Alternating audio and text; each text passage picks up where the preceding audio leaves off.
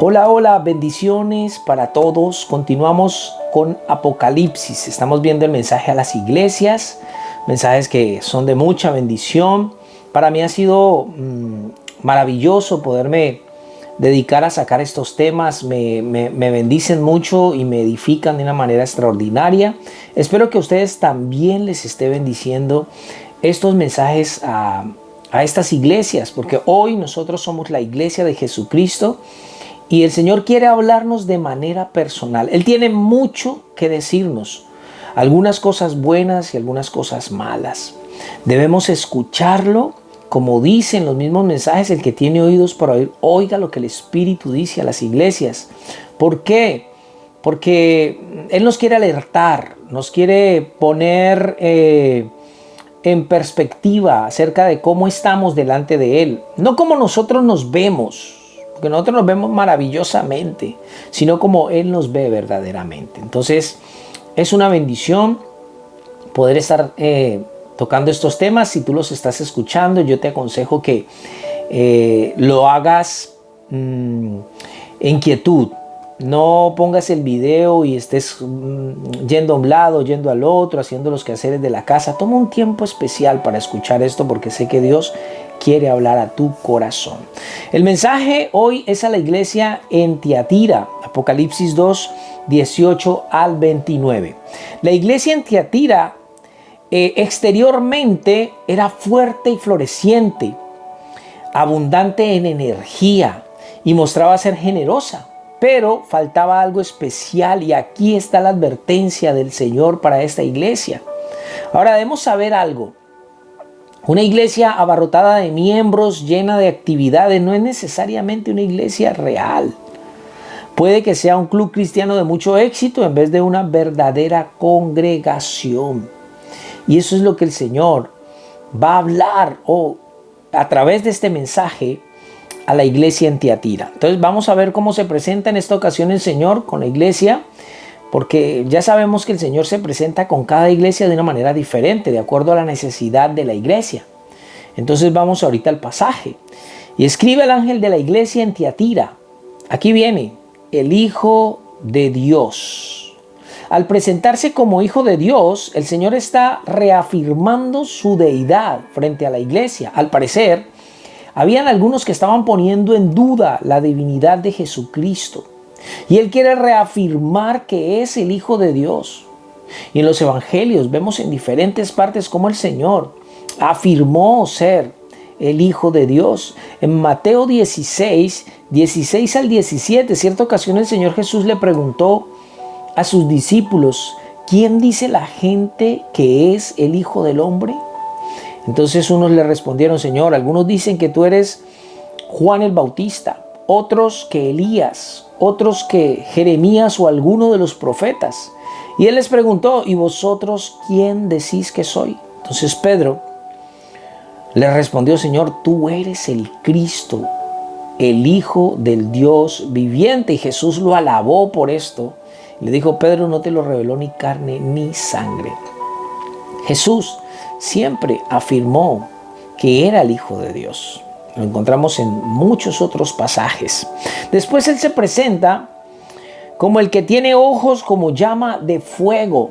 Recordemos que en Jeremías capítulo 17, Jeremías hablando del corazón, el corazón es engañoso y perverso más que todas las cosas. Versículo 9. En el versículo 10 dice, Jeremías pregunta: ¿quién lo conocerá? ¿Quién conocerá el corazón de los seres humanos, de los hombres, de las personas? Entonces, después en el versículo 10 dice: yo Jehová, que escudriño la mente, que pruebo el corazón para dar a cada uno conforme a sus obras. ¿Qué quiere decir esto? El Señor tiene la capacidad para penetrar en los secretos más escondidos del corazón del ser humano. Sus ojos pueden, leer los motivos y los pensamientos más íntimos del hombre. Recordemos que Hebreos 4:13 dice que todas las cosas están desnudas ante aquel al que tenemos que dar cuentas. El Señor puede ver lo más íntimo de nuestro corazón. Eso está muy interesante. Porque nosotros podemos aparentar, podemos fingir, podemos parecer ante los demás cualquier cosa, pero a Dios no lo podemos engañar. Él sabe exactamente quiénes somos y qué hay dentro nuestro.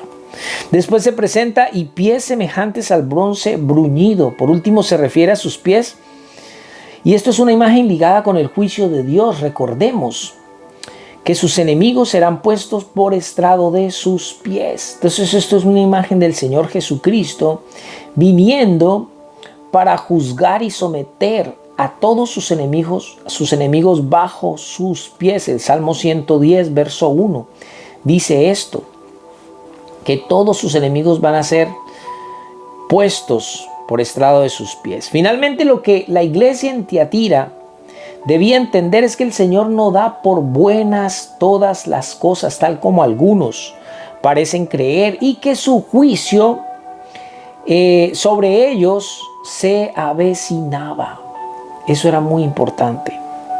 Después dice esto: yo conozco tus obras. El Señor conoce todo lo que sucede al interior de su iglesia. ¿Y por qué? Porque Él la compró. La iglesia es del Señor. Eso es bueno recordárnoslo, porque a veces se nos puede olvidar. A veces podemos actuar como si la iglesia o la congregación que Dios ha puesto en las manos de algún pastor pareciera que fuera de Él, y no es así, es del Señor. Él pagó precio de sangre por ella. Por eso es que Él sabe, Él conoce todas las cosas que pasan al interior de la iglesia, lo bueno y lo malo. Vamos a ver las cosas buenas que tenía la iglesia en Tiatira. Entonces dice: yo conozco tus obras y amor. La base fundamental sobre la cual está fundada la obra de Dios es el amor. Todos lo sabemos. Juan 3:16 dice que de tal manera amó Dios al mundo que ha dado a su único Hijo para que todo aquel que en Él cree no se pierda, mas tenga vida eterna. Romanos 5:8 dice que Dios muestra su amor para con nosotros, que siendo aún pecadores, Cristo murió por nosotros. Y ninguna cosa que hagamos, por grande y extraordinaria que parezca, si no está basada sobre el amor, no sirve de nada, dice 1 Corintios 13. Después el Señor dice: y fe. Ahora escucha, si el amor es la base sobre la cual está fundada la obra de Dios, la fe es el vehículo a través del cual se conduce la obra del Señor. Recordemos que sin fe es imposible agradar a Dios, dice Hebreos 11:6. También Él conocía su servicio. La evidencia de que amamos queda manifestada en nuestra disposición a servir al Señor. Recuerda lo que le dijo el Señor a Pedro en Juan capítulo 21, 15 y 17. Jesús le preguntó: Pedro, ¿me amas? Y Pedro le dijo: Señor, tú sabes que te amo. Apacienta mis ovejas. Y volvió y le preguntó la segunda vez: Pedro, ¿me amas? Sí, Señor, yo te amo, decía Pedro. Apacienta mis corderos. Y le preguntó la tercera vez. Y dice la Biblia que Pedro se entristeció de que le hubiese preguntado la tercera vez. Y le dijo: Señor, tú lo sabes todo. Tú sabes que te amo. Le dijo: apacienta mis ovejas. El amor que nosotros decimos tener a Dios es manifestado en el servicio. No solo a Él, sino también en el servicio a nuestro prójimo.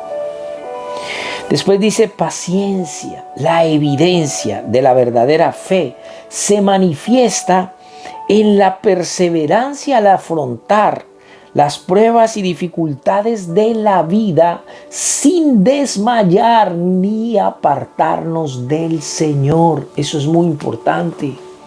Entonces, por último, el Señor le dice, el Señor reconoce que sus obras postreras eran mayor que las primeras. Es decir, observaba un progreso en la vida espiritual de esta iglesia.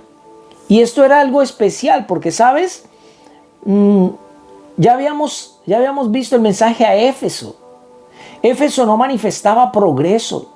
Al contrario, Éfeso fue perdiendo poco a poco su primer amor. Y eso le pasa a veces a muchos creyentes. Comienzan bien, pero en vez de que sus obras postreras sean mayor que las primeras, se hacen menor que las primeras. Van menguando poco a poco, se van desinflando en la fe, no sé qué pasa. Ahora, eso es lo bueno que Dios tenía que decir de la iglesia en Tiatira. Ahora viene lo malo, pero tengo unas pocas cosas contra ti. ¿Qué era lo malo? Dice, primero, toleras que esa mujer Jezabel, que se dice profetiza. Había una mujer allí que parecía ser de las principales dirigentes de la iglesia.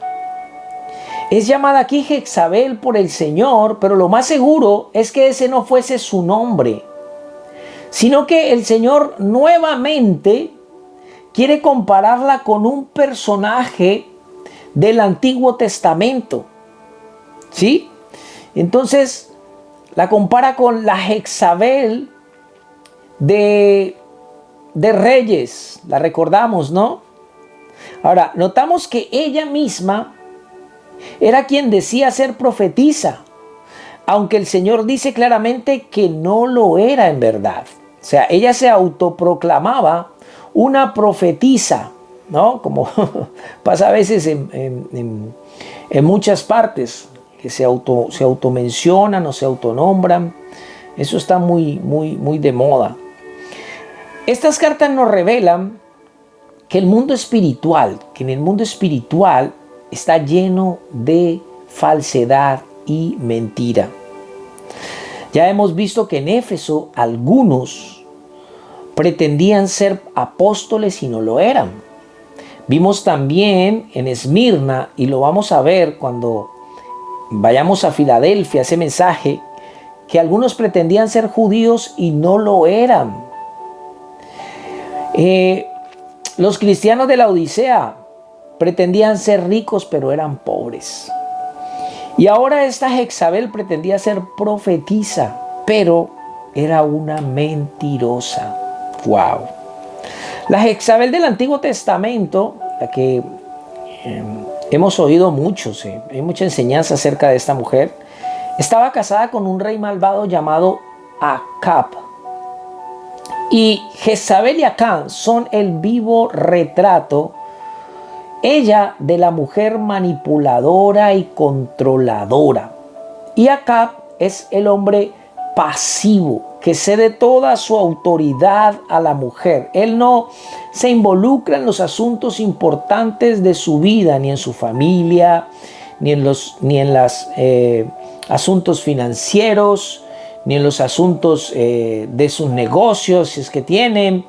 Y si es un cristiano, si es un pastor, tal vez ceda la autoridad a su esposa para que enseñe. Nada de extraño tiene que esta Jezabel pudiese haber sido la esposa del pastor de aquella iglesia. Y este hombre, con esa actitud pasiva, le había cedido a esta mujer llamada aquí Jezabel toda la autoridad para enseñar en la iglesia del Señor Jesucristo. Eso es peligrosísimo. Recordemos una cosa, que el apóstol Pablo para esa época había prohibido que las mujeres enseñaran y ejercieran dominio sobre los hombres. Primera de Timoteo 2:12. En Primera de Corintios 14, 33 al 37 también el apóstol dijo, como en todas las iglesias de los santos, vuestras mujeres callen en las congregaciones. Esto tenía una razón de peso. Y para este tiempo el apóstol había dado este mandamiento, que no era un mandamiento de él. Cuando leemos el versículo 37, dice que es un mandamiento del Señor. Y la iglesia, al parecer, estaba quebrantando este mandamiento al permitir que esta mujer mencionada aquí estuviese enseñando en la iglesia. hay varias cosas que debemos aprender de esta mujer del Antiguo Testamento, de esta Jezabel. Primero, destruía a los profetas del Señor e intentó eliminar el culto a Jehová en Israel. Eso está en Primera de Reyes 18, 4 y 13. Quiso matar a Elías también. Primera de Reyes 19, 1 al 2. Introdujo el culto a Baal en Israel. Primera de Reyes 18, 19. Es muy importante que tengamos en cuenta esos detalles de la Jezabel del Antiguo Testamento, porque esta Jezabel de Tiatira está siendo comparada con ella. Era dada a las fornicaciones y a las hechicerías, dice Segunda de Reyes 9, 22. Yo te voy a dar los textos para que tú los mires en casa más detenidamente, porque si los leemos se nos hace muy largo el video. Tramó el asesinato de Nabot con mentiras para quitarle su herencia. Primera de Reyes 21, 1 al 15.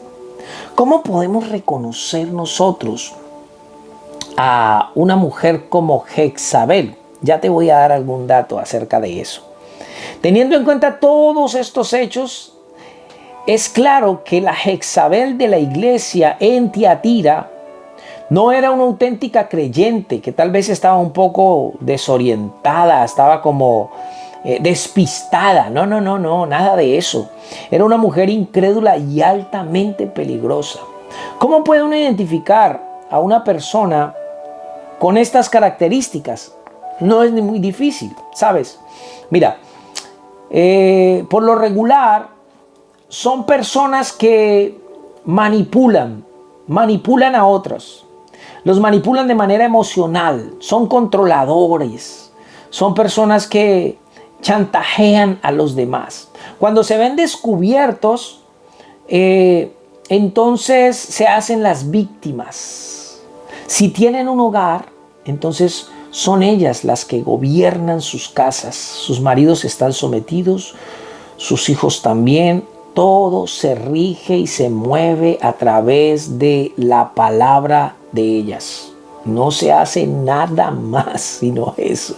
Esos son como características que nosotros podemos tener en cuenta para reconocer a este tipo de personas que nos menciona aquí la enseñanza.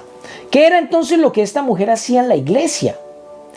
Dice: enseña y seduzca a mis siervos a fornicar y a comer cosas sacrificadas a los ídolos. ¿Cuáles eran sus métodos? Pues se nos dice que enseñaba y seducía a los siervos de Dios a fornicar y a comer cosas sacrificadas a los ídolos. Lo más probable, escucha, es que no se trate aquí de una seducción sexual, sino que les estaba engañando en cuanto a su fidelidad a Dios para que cometieran fornicación espiritual. Eso es lo que podría estar pasando en la iglesia de Tiatira. Esta mujer estaba usando el púlpito. Qué peligroso es esto. Estaba usando el púlpito para enseñar cosas que estaban totalmente fuera de las escrituras. Y esto eran cosas que hacían tropezar a los siervos de Dios. ¿Los hacían tropezar en qué? En la fornicación y en muchas cosas malas. Tenemos que tener mucho cuidado. Por eso es tan importante que nosotros leamos nuestra Biblia, estudiemos nuestra Biblia. No traguemos entero, mis hermanos, para que no nos engañen. Al parecer, Jezabel estaba persuadiendo a los creyentes a participar de todo tipo de fiestas paganas que también podían degenerar en libertinaje sexual. Y dice el Señor dice: y le he dado tiempo para que se arrepienta, pero no quiere arrepentirse de su fornicación. Recordemos que la Jezabel del Antiguo Testamento tuvo la oportunidad de arrepentirse cuando Dios envió al profeta Elías a encontrarse con Acab allá en el monte Carmelo, ¿te acuerdas? Donde quedó claro quién era el verdadero Dios, que Elías hizo descender fuego del cielo para quemar el sacrificio. Y Elías en ese momento llamó al pueblo al arrepentimiento. Y esa era una oportunidad para esta Jezabel, para arrepentirse, pero contrario a eso, ¿sabes qué hizo? Mandó a cortar la cabeza de Elías.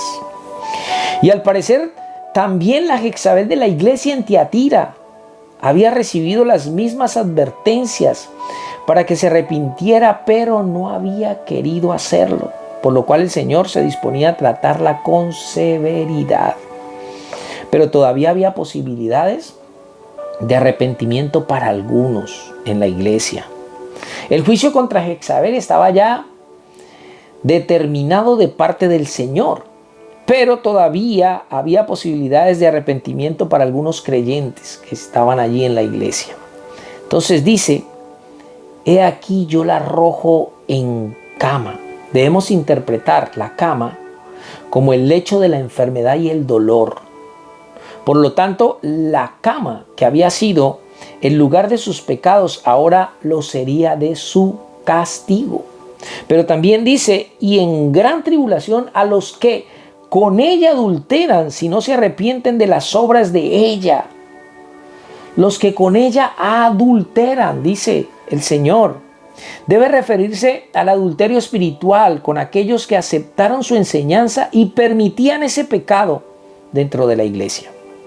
Después dice: y a sus hijos heriré de muerte. Escucha lo que te voy a decir aquí. La falsa doctrina enseñada por Jezabel había producido una prole de individuos contaminados que se habían convertido en sus hijos espirituales. Ellos seguían los caminos de su madre y terminarían del mismo modo que ella, a no ser de que se arrepintieran. Después de juzgar a la iglesia de Tiatira, ¿qué iba a suceder? Esto es un juicio severo. Si nosotros notamos, las palabras son fuertes. Es un juicio severo contra la iglesia. ¿Pero por qué?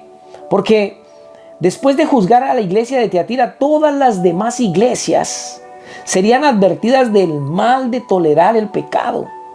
Allí mismo lo dice: y todas las iglesias sabrán que yo soy el que escudriña la mente y el corazón. Interesantísimo eso. Hay una exhortación y está dirigida al resto fiel. Había allí algunos creyentes que eran fieles. Pero a vosotros y a los demás que están en Tiatira, cuantos no tienen esa doctrina, estos creyentes se encontraban, escucha, en medio de una iglesia claramente mundana que aceptaba el pecado. Esta doctrina que enseñaba Jezabel, está claro que provenía del mismo Satanás. Y no, dice el Señor, y no conoció lo que ellos llaman las profundidades de Satanás.